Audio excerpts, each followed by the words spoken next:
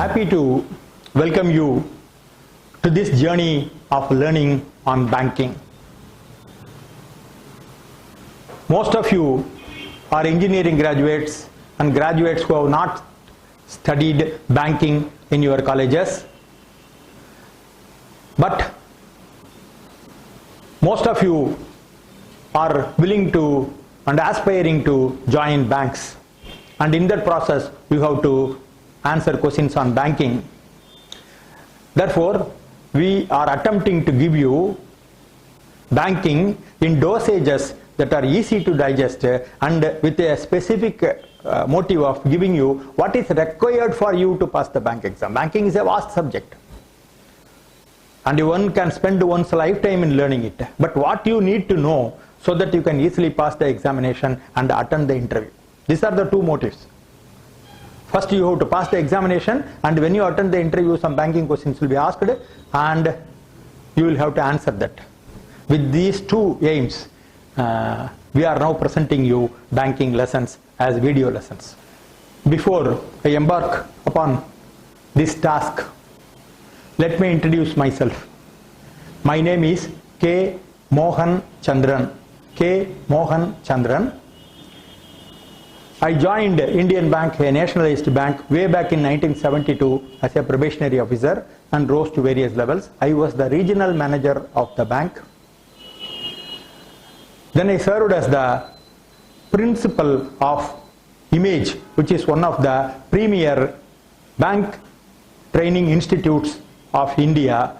In fact, in Southeast Asia, it is one of the best bank training institutes in Southeast Asia, where I served as the principal.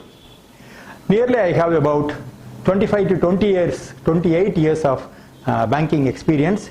Basically, my degree is MCOM, and then I did CIIB, Certified Associate of Indian Institute of Banking, in which I came within top 50 of all India. I am a gold medalist in BCom from my college. And I have more or less around 28 years of banking experience at various levels, from the ground level to the executive level. Now, why I am elaborating on my personal credential is that now there are two things about banking. One is theory of banking and the other is practice of banking. Now, all theory, suppose I talk about definition of check, definition of bill of exchange, all those things which are theoretically taught in every college. Theory of banking is good, but without practice, mere theory is all empty gas. But at the same time, there are many people who do not have a basic backing foundation of theory and just know only practice. Now this is also not good, because all practice without any theory is blind. While all theory without practice is empty gas, all practice without theory is blind. Therefore, we should have a happy combination of both theory and practice.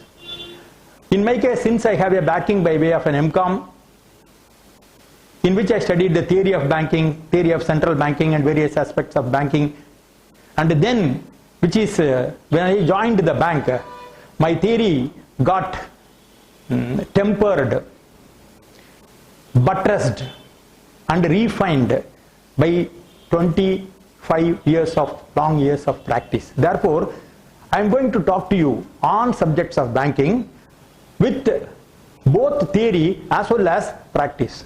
A conceptual understanding is very essential, but at the same time, how it is practiced is also important. Therefore, I am going to give you a very happy combination of both theory and practice of banking.